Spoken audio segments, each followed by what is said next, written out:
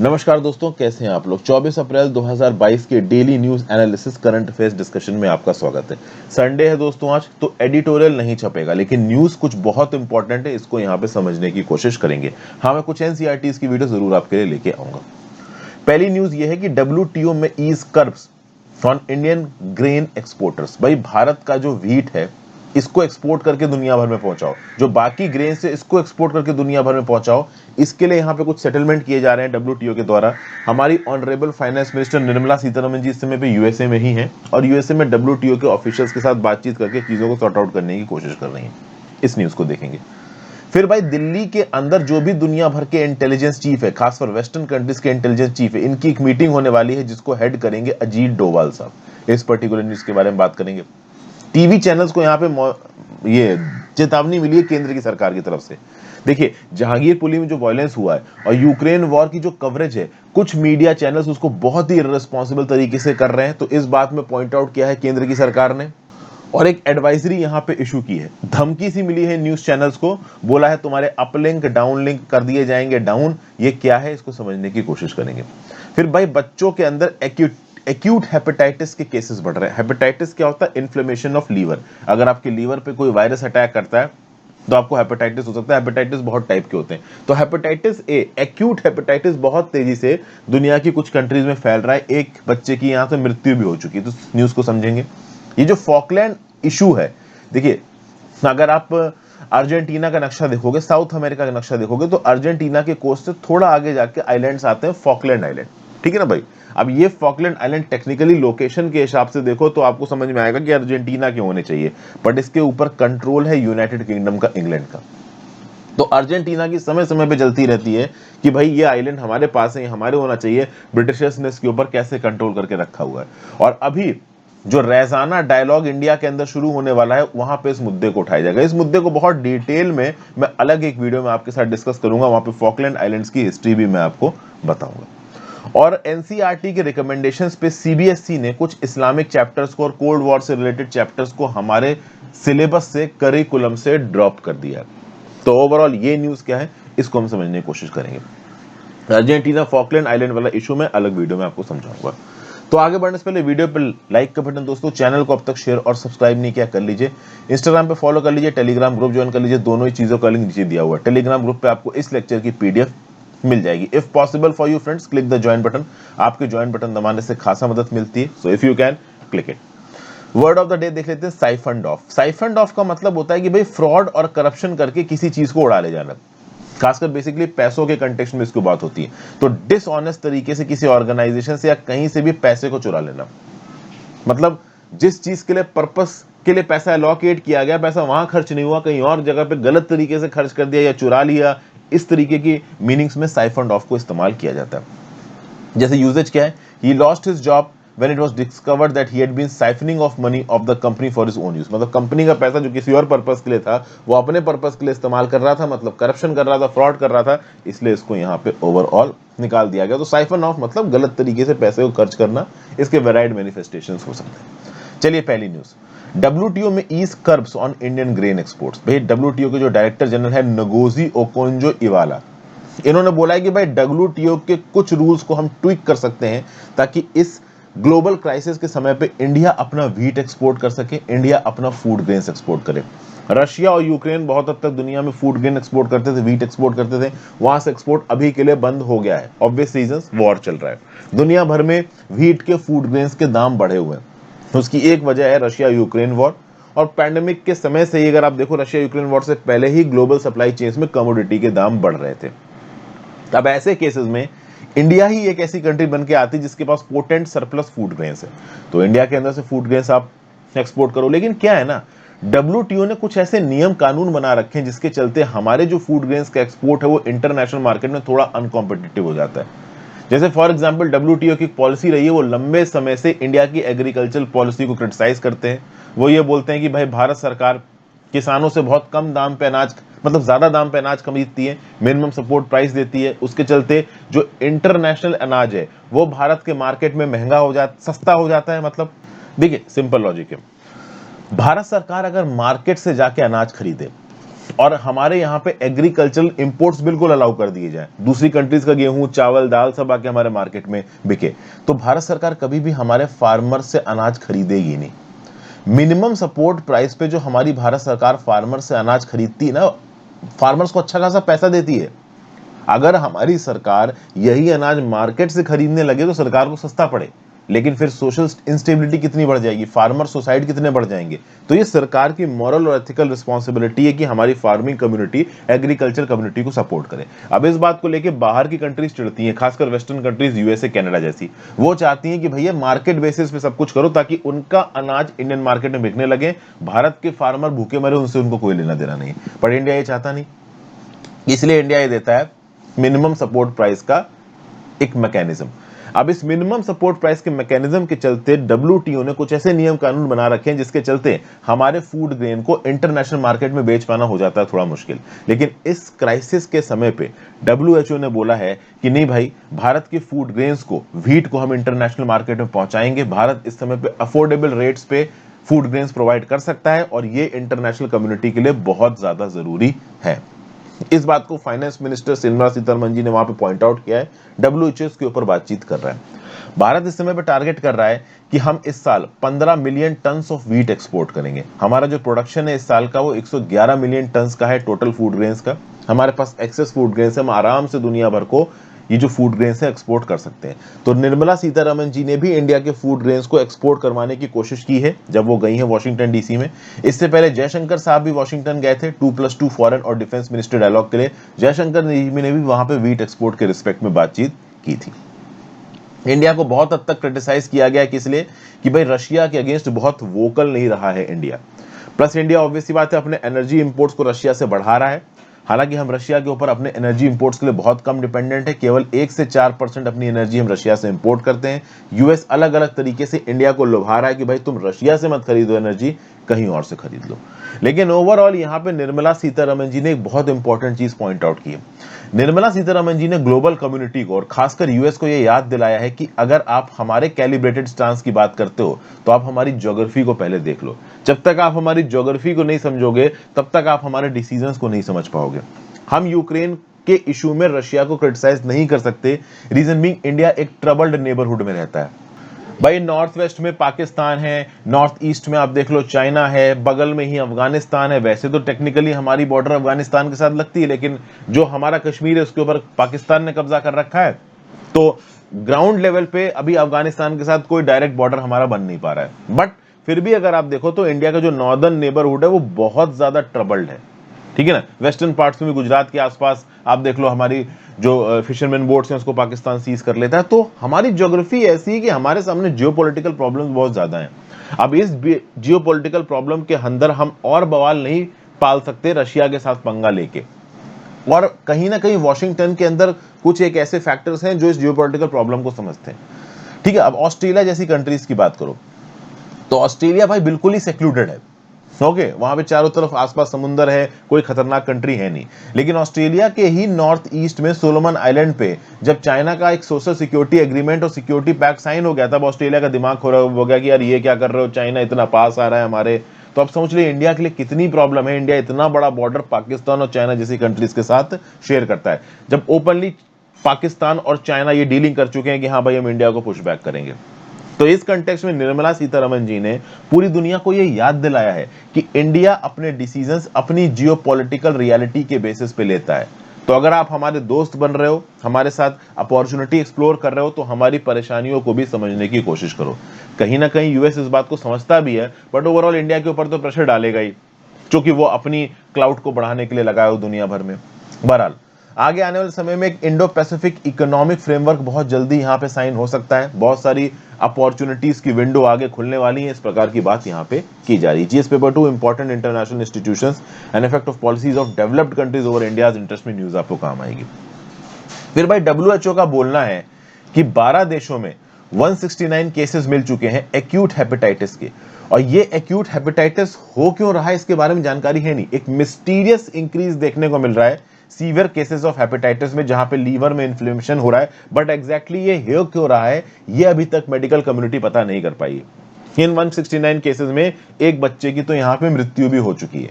ये जो 169 केसेस हैं ये कहाँ से देखने को मिले हैं? United kingdom, United states, Spain, Israel, Denmark, Ireland, Netherlands, Italy, Norway, France, Romania, Belgium. Most probably हो सकता है ये केसेस इंडिया में भी हो, बट इंडिया में जो हमारा हेल्थ मैनेजमेंट है, जो ट्रैकिंग है, वो उतनी स्ट्रांग नहीं है। ये ज्यादातर जो कंट्रीज है डेवलप्ड कंट्रीज है, तो यहाँ पे हेल्थ ट्रैकिंग स्ट्रांग है। तो बेसिकली इन कंट्रीज से लगभग 169 केसेस निकल के आए हैं एक्यूट हेपेटाइटिस के, और इसमें से 114 केसेस तो ब्रिटेन से ही हैं। तो ये एक्यूट हेपेटाइटिस क्या है? तो जो बच्चे हैं 1 महीने से लेकर 16 साल तक के, उनके लीवर में इन्फ्लेमेशन देखने को मिला है। अब ये क्यों है इन्फ्लेमेशन, इसके बारे में प्रॉपर अभी जानकारी तो है नहीं। इन बच्चों में 17 लोगों को लीवर ट्रांसप्लांटेशन कराना पड़ा है, एक की यहां पे मृत्यु हो गई है। कुछ स्टडीज बता रही हैं कि भाई 74 केसेस में एडेनो वायरस पाया गया है। ओके, 20 केसेस में कोविड का इन्फेक्शन पाया गया, 19 केसेस में कोविड और एडेनो वायरस दोनों के इन्फेक्शंस पाए गए हैं। तो एग्जैक्टली ये इन्फ्लेमेशन ऑफ लीवर क्यों हो रहा है, इसके बारे में अभी प्रॉपर जानकारी है नहीं। डब्ल्यूएचओ क्लोजली मॉनिटर कर रहा है चीजों को, ब्रिटिश हेल्थ अथॉरिटीज के साथ, दूसरे मेंबर स्टेट्स और पार्टनर्स के साथ। तो भाई ये अनएक्सप्लेन जो केसेस हैं सीवियर लीवर इन्फ्लेमेशन के यंग स्टूडेंट्स में, इसके ऊपर एक वाइडर प्रोब की जरूरत है। अभी के लिए प्रॉपर तरीके से हम समझ नहीं पा रहे हैं कि ये हो क्यों रहा है, बट यूएस ने बहुत ही स्ट्रॉन्ग एडवाइजरी इशू कर दी है भाई, ये बोला है कि पता करो कि ये सब चीजें क्यों फैल रही हैं। हेपेटाइटिस ए वायरस की बात की जाए, जिसके लिए भी बताया जा रहा है कि ये एक्यूट इन्फ्लेमेशन कॉज कर रहा है लीवर का, तो ये ह्यूमन फीकल ओरल कंटामिनेशन होता है। मतलब ओरली अगर आपके माउथ से निकले हुए कुछ पार्टिकल्स किसी और के एक्सपोजर में आ जाते हैं, ये जो फीकल वेस्ट है उसके आसपास कहीं हो आप, तो आप कंटेमिनेट हो सकते हो। वाटर अगर इन्फेक्टेड है तो आपको हेपेटाइटिस ए का वायरस अफेक्ट कर सकता है, और ये वायरस आपके लीवर को अफेक्ट करता है, लीवर को इन्फ्लेम करता है। लीवर का काम होता है न्यूट्रिएंट्स को प्रोसेस करना, ब्लड को फिल्टर करना, इन्फेक्शंस फाइट करना, और अगर लीवर में इन्फ्लेमेशन होगा तब कहीं ना कहीं फंक्शंस अफेक्ट होंगे। देखिए जो हेपेटाइटिस है ये एक वायरस के थ्रू कॉज होता है, और एडेनो वायरसेस भी वायरस हैं। अब किस हद तक यहाँ पे एडेनो वायरस इस हेपेटाइटिस को कॉज कर रहे हैं, ये समझने की कोशिश अभी के लिए हेल्थ अथॉरिटीज कर रही हैं। एक्यूट हेपेटाइटिस का मतलब होता है इन्फ्लेमेशन ऑफ द लीवर, और ये वायरल लोड की वजह से होता है। हालांकि बैक्टीरियल और फंगल इन्फेक्शंस भी रिस्पॉन्सिबल हो सकते हैं। मैं आपको बता दूं, एडेनो वायरस की अभी कोई भी वैक्सीन बनी नहीं है चिल्ड्रन के अंदर। अच्छा सैनिटेशन, एक अच्छी हेल्दी लाइफस्टाइल, एक अच्छा food intake, healthy food intake, यही अभी सॉल्यूशन है प्रॉब्लम्स का। एडेनो वायरस की वैक्सीन के ऊपर रिसर्च चल रही है, बट उतनी आगे अभी नहीं पहुंची है। लेट्स सी यहाँ पे क्या निकल के आता है। ये एक्यूट हेपेटाइटिस के केसेस क्यों हो रहे हैं, इसकी जानकारी अभी प्रॉपर तरीके से नहीं आई है। अथॉरिटीज काम कर रही है ग्राउंड लेवल पे। जिस पेपर 2 हेल्थ में न्यूज आपको काम आएगी। फिर अगली न्यूज है, Doval to lead first international intel chiefs meet in Delhi. आपको पता होना चाहिए कि मिनिस्ट्री ऑफ एक्सटर्नल अफेयर्स हर साल रायजाना डायलॉग कंडक्ट करती है। ये रायजाना डायलॉग 2016 से कंडक्ट किया जा रहा है, ठीक है ना। ये रायजाना डायलॉग एक मल्टीलेटरल कॉन्फ्रेंस है, ग्लोबल कम्युनिटी के सामने जो भी चैलेंजिंग इश्यूज हैं उसके बारे में बात करता है ये रायजाना डायलॉग। तो हर साल जो ग्लोबल लीडर्स हैं पॉलिसी में, बिजनेस में, मीडिया में, सिविल सोसाइटी में, वो नई दिल्ली आते हैं और अलग अलग इंटरनेशनल इश्यूज के ऊपर अपने व्यू पॉइंट रखते हैं, बातचीत करते हैं। तो ये जो रायजाना डायलॉग है ये एक multi stakeholder cross sectoral discussions हैं, जिसमें head of state, cabinet minister, local government officers, private sector के जो बड़े बड़े एग्जीक्यूटिव्स, ये सब इन्वॉल्व होते हैं। ठीक है भाई, तो रायजाना डायलॉग के बारे में बेसिक इंफॉर्मेशन हमने यहाँ पे जानी। अब दो चीजें यहाँ पे और आएंगे भी डिस्कशन के वक्त, एक है फाइव आइज अलायंस और एक है म्यूनिक सिक्योरिटी कॉन्फ्रेंस। ये दोनों क्या है इनको भी समझ लेते हैं। देखिए फाइव आइज अलायंस एक इंटेलिजेंस शेयरिंग एग्रीमेंट है 5 कंट्रीज के बीच का, US, UK, Canada, Australia, New Zealand. इस अलायंस को बनाया गया था कोल्ड वॉर के समय पे। ये जो यूएसएसआर और यूएसए के बीच में कोल्ड वॉर चला था 1946 से 1991 के बीच में। 1991 में यूएसएसआर टूट गया था, यूएसए जीत गया था उस कोल्ड वॉर में। यूएसएसआर के बाद बन गया रशिया। तो ये 1946 से 1991 के समय पे इंटेलिजेंस शेयरिंग एग्रीमेंट बनाया गया इन 5 कंट्रीज का, इसको बोला था फाइव आइज अलायंस। याद रखिएगा US, UK, Canada, Australia, New Zealand इसमें। ठीक है भाई। म्यूनिक सिक्योरिटी कॉन्फ्रेंस क्या है? म्यूनिक सिक्योरिटी कॉन्फ्रेंस वर्ल्ड की लीडिंग फोरम है इंटरनेशनल सिक्योरिटी पॉलिसी को डिबेट करने के लिए।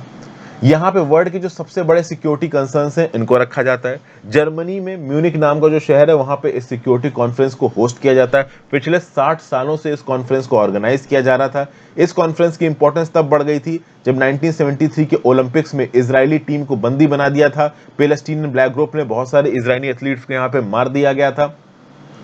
इसी म्यूनिक सिक्योरिटी कॉन्फ्रेंस में एक बार रशियन प्रेसिडेंट ने 2007 में बोला कि हम इस बात से सिक्योर नहीं है कि ये जो नाटो है अपने आप को एक्सपेंड कर रहा है, अपने न्यूक्लियर वेपन्स को ईस्ट यूरोपियन कंट्रीज में प्लेस कर रहा है, ये नाटो यहाँ पे सही नहीं कर रहा है। तो म्यूनिक सिक्योरिटी कॉन्फ्रेंस एक ऐसा प्लेटफॉर्म है जहां पे दुनिया भर की कंट्रीज अपने सिक्योरिटी कंसर्न्स को शेयर करते हैं।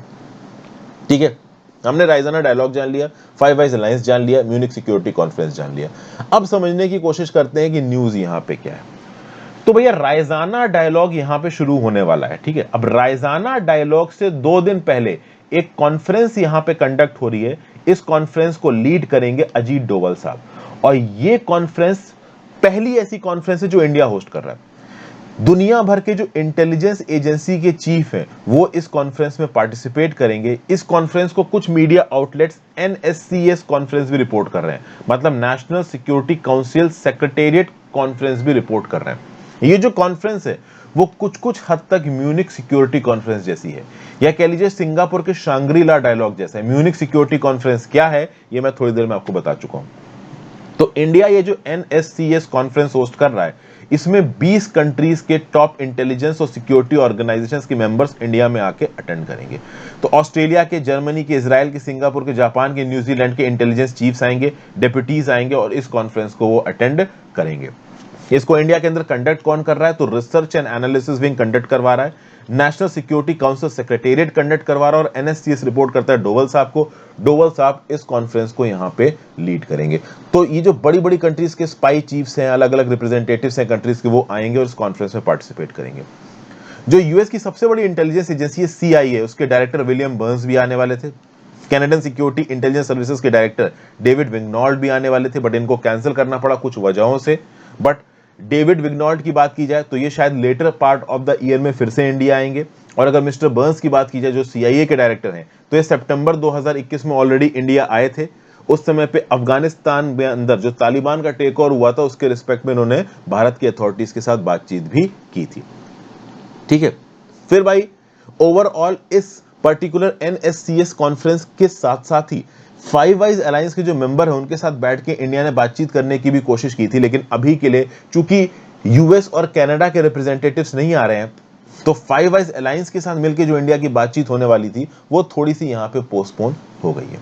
ओके, और जस्ट इस NSCN कॉन्फ्रेंस के बाद होगा मिनिस्ट्री ऑफ एक्सटर्नल अफेयर्स का flagship conference on geopolitics and Jio economics, जिसको आप बोलते हो रायजाना डायलॉग। ये रायजाना डायलॉग हर साल हो रहा है सिंस 2016, और इसमें आएंगी चीफ गेस्ट की तरह यूरोपियन कमीशन की president Ursula von der Leyen.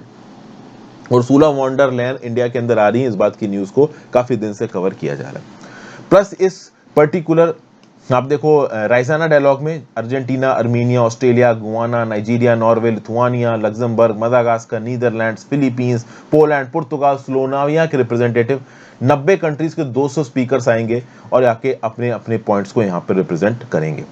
ठीक है भाई, अब अगर आप NSCS कॉन्फ्रेंस की बात करो, देखो रायजाना डायलॉग के ऊपर बाद में भी बात होगी। अभी आगे आने वाले दिनों में रायजाना डायलॉग बहुत हद तक एडिटोरियल में, करंट अफेयर्स में छाया रहेगा, तो उसके बारे में अच्छा खासा बात करेंगे। ये जो कॉन्फ्रेंस हो रही है NSCS की, क्या ये मीट एंड ग्रीट है कि हाँ भाई अलग अलग देश के रिप्रेजेंटेटिव्स आए, बैठ के बातचीत करी, चाय पे चर्चा हुई? नहीं भाई, यहाँ पे एक प्रॉपर प्लान बनाया जाएगा कि कैसे ये स्पाई एजेंसीज आपस में एक दूसरे के साथ कोऑर्डिनेट कर सकती हैं इंटेलिजेंस ऑपरेशन को कंडक्ट करने के लिए, टेररिज्म को हराने के लिए। और ऑब्वियस सी बात है रायजाना डायलॉग में भी एक टॉपिक वायरल होगा, वो है रशिया यूक्रेन वॉर, और इस NSCS कॉन्फ्रेंस में भी वही टॉपिक वायरल होगा। वैसे मैं बता दूं कि इस प्रकार की कॉन्फ्रेंस पाकिस्तान भी ऑर्गेनाइज करता है। अभी इसी साल इस्लामाबाद सिक्योरिटी डायलॉग हुआ है 1 से 2 अप्रैल को, जिससे पहले भी पाकिस्तान इस प्रकार की एक कॉन्फ्रेंस को होस्ट कर चुका है। ठीक है भाई, अलग अलग देश अपने अपने हिसाब से कॉन्फ्रेंस होस्ट करते हैं। अच्छा, इंडिया का एक मेजर ऑब्जेक्टिव रहेगा इस कॉन्फ्रेंस में कि भाई पूरी दुनिया को यह भी याद दिलाओ कि रशिया यूक्रेन वॉर के साथ साथ और भी इश्यूज हैं। अफगानिस्तान पाकिस्तान में terrorism, line of actual control पे इंडिया चाइना की झड़प होना, ये इश्यूज भी बहुत इंपॉर्टेंट है इंटरनेशनली। इस समय पे यूक्रेन रशिया वॉर के चलते इन इश्यूज के ऊपर से दुनिया भर का ध्यान हट गया है। तो भारत सरकार और हमारे डोवल साहब और जो भी हमारे रिप्रेजेंटेटिव होंगे इन कॉन्फ्रेंसेस में, वो याद दिलाएंगे इंटरनेशनल कम्युनिटी को कि भाई ये भी इश्यूज हैं, इनके ऊपर भी बातचीत करनी है। सिर्फ रशिया यूक्रेन वॉर के ही आप लेंस से पूरी दुनिया को मत देखो। GS पेपर 2 इंटरनेशनल रिलेशंस और ग्लोबल ग्रुपिंग में न्यूज काम आएगी। फिर भाई अगली न्यूज है कि CBSE ने ड्रॉप कर दिए हैं chapters on Islamic empire cold war. तो भैया कक्षा 11 और कक्षा 12 के पॉलिटिकल साइंस और हिस्ट्री के सिलेबस से नॉन अलाइंड मूवमेंट का चैप्टर, कोल्ड वॉर का chapter, rise of Islamic empires in Afro Asian territories का चैप्टर, मुगल कोर्ट्स के क्रॉनिकल्स का चैप्टर, इंडस्ट्रियल रेवोल्यूशन, ये सब कहीं ना कहीं गायब कर दिया गया। फिर 10वीं क्लास के सिलेबस से impact of globalisation on agriculture, जो कि फूड सिक्योरिटी के अंदर आता है, इसको भी यहाँ पे ड्रॉप कर दिया गया। फिर भाई फैज अहमद फैज की 2 उर्दू पोएम्स का जो ट्रांसलेशन हमारी किताबों में था, ठीक है ना, रिलीजियस कम्युनलिज्म एंड पॉलिटिक्स के ऊपर जो पोएम्स लिखी हैं यहाँ पे फैज अहमद फैज ने, इसका जो ट्रांसलेशन हमारे बुक्स में था, इसको भी यहाँ पे हटा दिया गया। फिर central board of secondary education ने डेमोक्रेसी और डाइवर्सिटी के चैप्टर को भी हटा दिया है। तो भाई कहीं ना कहीं सरकार को क्रिटिसाइज किया जा रहा है कि भाई ये चैप्टर्स कौन से बेसिस पे हटा रहे हो। तो सीबीएसई ने बोला है कि भाई देखिए, एनसीईआरटी कोर्स करिकुलम को डिसाइड करता है, तो एनसीईआरटी जो डिसीजंस ले रहा है, हम उसी को अपने आपके लोग कोर्स करिकुलम में इंक्लूड कर रहे हैं, हम अलग से कुछ नहीं कर रहे हैं। तो सीबीएसई ने साफ साफ बोल दिया कि अगर आपको प्रॉब्लम है तो एनसीईआरटी के पास जाओ और एनसीईआरटी से बोलो कि ये चैप्टर्स वगैरह क्यों ड्रॉप किए जा रहे हैं। जैसे एक पर्टिकुलर डिसीजन को बहुत हद तक क्रिटिसाइज किया जा रहा है, क्लास 11th की हिस्ट्री किताब में सेंट्रल इस्लामिक लैंड नाम का एक चैप्टर है, जहां पे कैसे Islamic umpire Afro Asian territories में खड़े हुए, इनके बारे में बात की गई है। मैं आपको ये समझा चुका हूं, चैप्टर पढ़ा चुका हूं। इस चैप्टर को ड्रॉप किया जा रहा है सिलेबस से। तो ओवरऑल कैसे कैलिफेट स्टैब्लिश हुए, कैसे एम्पायर बिल्डिंग हुई इस्लामिक अंपायर्स की, इस चीज की पढ़ाई को इंडिया के अंदर बंद किया जा रहा है। तो इस बात को लेकर क्रिटिसाइज किया जा रहा है कि क्या भाई इस्लाम से रिलेटेड टीचिंग आप नहीं दोगे। फिर 12th क्लास की हिस्ट्री की सिलेबस में मुगल कोर्ट के समय पे जो भी क्रॉनिकलर्स थे उन्होंने लिखा, जो मुगल कोर्ट की कल्चर था, सोशल रिलीजियस एस्पेक्ट था, उसके चैप्टर को यहाँ पे ड्रॉप किया जा रहा है। अब जब पूछा गया कि आपने ऐसा क्यों किया, तो कहीं ना कहीं सरकार का स्टैंड यह है कि भाई हम ओवरऑल करिकुलम को रिफॉर्म कर रहे हैं, इंपॉर्टेंट चीजों को इंक्लूड कर रहे हैं, बाकी चीजों को हटा रहे हैं। 2020 में सीबीएसई ने फेडरलिज्म, सिटीजनशिप, नेशनलिज्म और सेक्युलरिज्म के चैप्टर्स को ड्रॉप किया था। उस समय पे भी सीबीएसई को बहुत क्रिटिसाइज किया गया था, एनसीईआरटी को, लेकिन 2021-22 के एकेडमिक सेशन में फेडरलिज्म, सिटीजनशिप, नेशनलिज्म और सेक्युलरिज्म को ड्रॉप नहीं किया गया। अभी के लिए इन चैप्टर्स को ड्रॉप कर दिया गया। अब आप में से कुछ लोग पूछोगे कि सर क्या हम इन चैप्टर्स को ड्रॉप कर दें तो हम इनके बारे में पढ़ ही नहीं सकते। देखिए, इंडिया एक डेमोक्रेटिक देश है। आपको स्कूल में जो पढ़ाया जाता है, जरूरी नहीं है कि आप केवल उन्हीं चीज का ज्ञान लोगे। भाई ज्ञान तो ज्ञान है ना। अब इंडिया के अंदर जो मीडिया है वो इंडिपेंडेंट है, ऑटोनॉमस है, सोवरेन है। हम चाइना जैसे देश नहीं है कि हमने अपने देश में जो मैसेक्रे किया उसको अपनी ऑनलाइन हिस्ट्री से मिटा दें।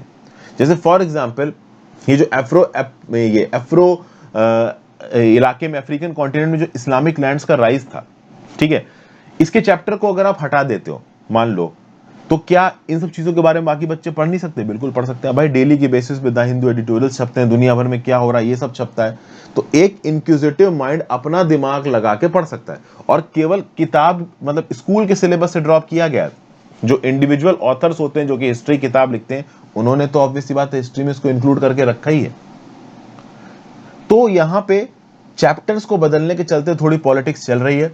लेकिन मैं ये बता दूं कि यहाँ पे भले ही चैप्टर्स ड्रॉप किए गए, लोगों का अधिकार इन चीजों को पढ़ने का वो यहाँ पे ड्रॉप नहीं किया गया। हालांकि कहीं ना कहीं हो सकता है ये मैटर अभी सुप्रीम कोर्ट में भी पहुंचेगा। इंडियन करिकुलम की बात की जाए तो इंडियन करिकुलम में 2 बोर्ड्स बहुत इंपॉर्टेंट है। एक तो है central board of secondary education और एक है ICSE, council for the Indian school certificate exam, CISIC, इसको आप ICSE भी बोलते हो, ठीक है ना। यही 2 बोर्ड्स इंडिया के अंदर हैं। वैसे तो बहुत से बोर्ड्स हैं, उत्तर प्रदेश सरकार का अपना बोर्ड है, मध्य प्रदेश सरकार का अपना बोर्ड है, तमिलनाडु का अपना बोर्ड है, केरला का अपना बोर्ड है। हर राज्य सरकार की अपनी एजुकेशनल बोर्ड है। लेकिन पैन इंडिया देखा जाए तो 2 बोर्ड है, CBSE, ICSE। यहाँ पे CBSE एडवांटेज पे है। क्यों? क्योंकि जितने भी पब्लिक और प्राइवेट स्कूल है इंडिया के अंदर जो कि एनसीईआरटी के करिकुलम के हिसाब से चलते हैं, वो CBSE के अंदर आते हैं। अगर आप ICSE बोर्ड की बात करोगे तो एक private non governmental board of education है, लेकिन CBSE बोर्ड को सरकार का सपोर्ट है बैक एंड से। समझ गए बात को? CBSE बोर्ड में 2 एग्जाम होते हैं, एक तो 10वीं का एग्जाम होता है, एक 12वीं का एग्जाम होता है, ठीक है ना भाई। 10वीं के एग्जाम को आप SSC और 12वीं के एग्जाम को HSC बोलते हो, ठीक है, secondary certificate, higher school certificate, 10वीं और 12वीं कक्षा।